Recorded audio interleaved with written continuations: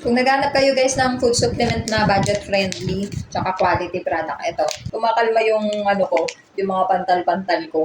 Kapag nag-take ako ng ganito, kapag sobrang masakit yung ulo ko, kinabukasan, nawawala siya o kaya nababawasan. Kung naghanap kayo guys ng food supplement na budget friendly tsaka quality product, ito. Na-try ko na kasi ito guys, matagal na. Bali matagal kasi ko dito na nag-stop. Hindi ako nakapag-take nito ng ang tagal din. Pero ngayon, yun nga, bumabalik ako sa kanya. Kasi madami naman na ako guys na try na iba't ibang klase ng mga food supplement. Mahilig kasi talaga ako sa food supplement, yung mga herbal. Basta yung kaya kong i-take. Kasi pag sa mga herbal guys, ayoko talaga ng ano, yung alam niyo yung hindi maganda yung lasa, mahina ako sa mga ganun. Kaya gusto ko yung mga pag sa herbal yung mga juice lang na masarap. O kaya naman yung mga ganito na mga capsule. Ganito yung itsura niya kasi guys. May mga capsule na madali lang i-take. Ayan, ganito siya guys.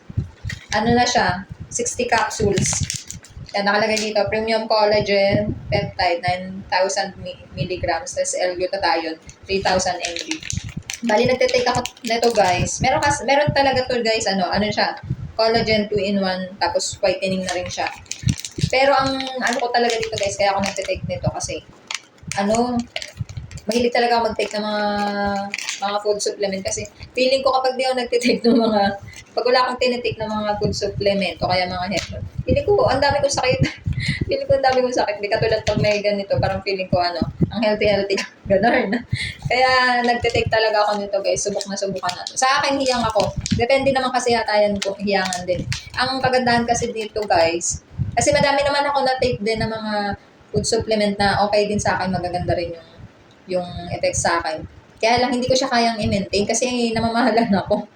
Kahit sabihin natin na ang ano ko naman talaga doon, pang-pa-healthy naman talaga siya kasi may mga benefits siya sa atin, di ba? Makakatulong siya sa katawan natin. Kaya lang nga, mahirap nga siya i-maintain para sa akin. Yung tipong gagastos ka sa kung gagastos ka na wala sa budget.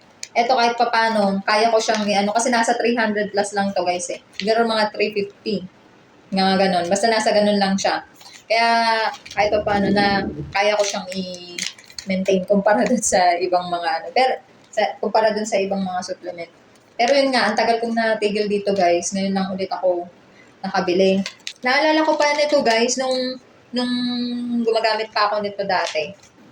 Naalala ko yung kung hindi ko alam na may allergy ako, pero basta nung nakakain ako ng yung laman ng crab. Kasi hindi naman talaga ako kumakain ng ganun, hindi ako mahilig sa mga